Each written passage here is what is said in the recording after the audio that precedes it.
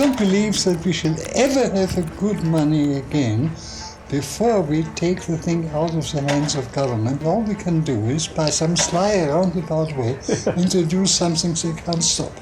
Hayek has basically been proven right, or at least that's what it looks like a lot. If you look at what he predicted, manipulating interest rates would do to the economy and what bailouts would have sort of a moral hazard effect.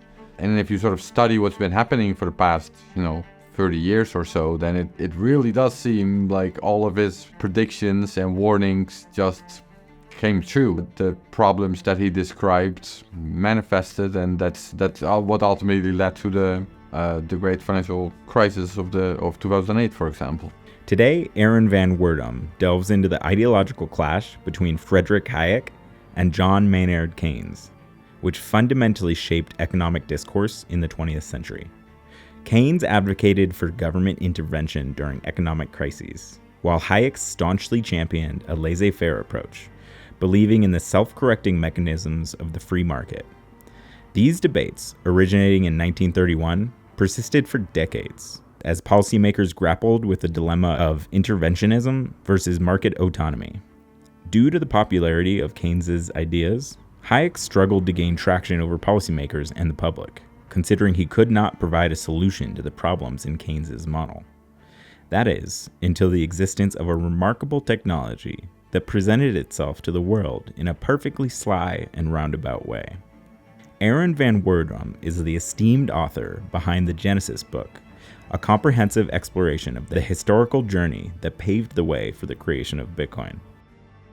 We have a link in the description below where you can buy it. Let's hear Aaron tell us a bit about economic theory and the beginning of Bitcoin. But before we do that, I want to introduce our sponsors, Stampseed, the Orange Pill app, and Swan. Our partners are businesses and people that we respect, and our products that we at Bit Intelligence personally use. You're watching 21 Voices. So the book really sort of explores, in a way, the history of economic science itself. It starts mostly with Austrian economics and the emergence of that in Austria, of course, but there's even a sort of flashbacks of what was before that, like how was it different than what existed at that time, which was the historical school of economics. Then it compares sort of Austrians to the Keynesians and later to the monetarists.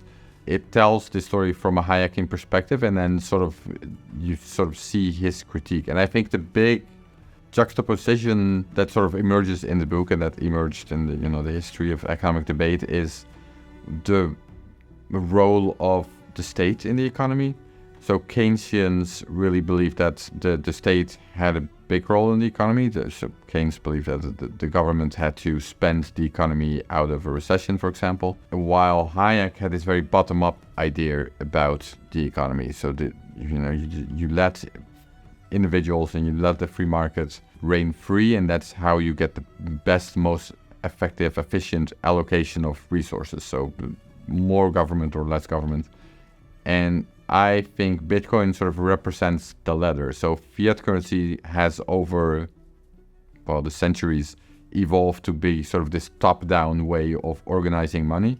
And then Bitcoin represents a new alternative now that approaches it in a bottom-up way. So this better reflects the philosophy of Austrians and the emergent bottom-up nature of economies.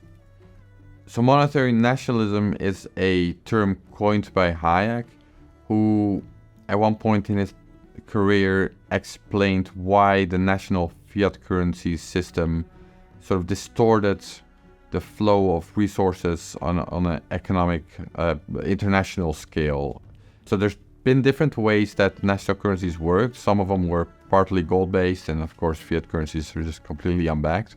But in any of these cases, Hayek said, by having it sort of tied to a national economy, the economy doesn't self-organize as well as it should, because you have to deal with like exchange rates, and if you want to buy something from another country, you first need to get the currency from that country. So if there's a discrepancy in demand for products and services from one country over another, then the entire economy of that country is sort of affected by that, even the companies or the businesses that don't have anything to do with that discrepancy in itself.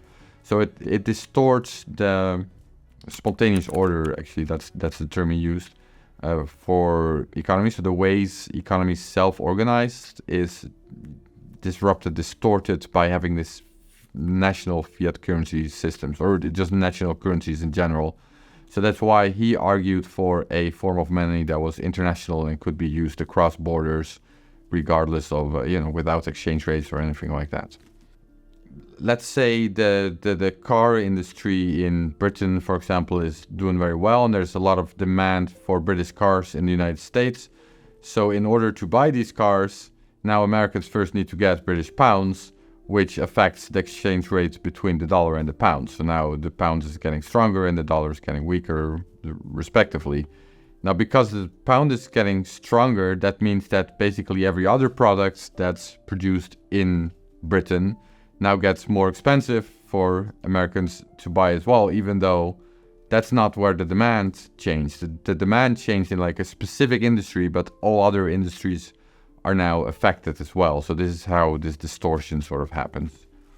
Yeah, so if you have an international money standard that just can be used across borders, then the demand for British cars would be reflected in the price for British cars, but the other British products wouldn't be affected by that at all. If there's more demand for one product, then that would drive up prices usually, but it doesn't drive up every price, it just drives up the price for that product. Well, with these national currencies, it just indirectly drives up all prices, even though that shouldn't happen. Please bear with us for a quick message from our sponsors. These videos take a lot of time to make, and we've partnered with brands we trust like Stampseed and the Orange Pill app in order to get the funding we need to bring you these videos every week. Don't store your Bitcoin in cold storage without stamping your seed phrase on an indestructible titanium plate. Stampseed is fireproof, rust-proof, impact-proof, and easy to hide. It has no loose parts and will give you ultimate peace of mind that your Bitcoin is safe and sound for the long term. Click the link in the description below for 15% off your stamping kit. When I finally got Bitcoin, it hit me like a lightning bolt. It was the currency of the future, the only money that truly mattered. But there was a problem. I didn't know anyone else that thought like me. That is until I discovered the Orange Pill app. Suddenly, I was connected with a network of like-minded Bitcoin enthusiasts, right in my own city. The Orange Pill app is more than just a social network. It's a community of passionate individuals determined to change the world, one Satoshi at a time. This series is brought to you by Swan and created by Bit Intelligence. Remember to like this video and subscribe to both our channels for more videos like this every week. Thanks for watching.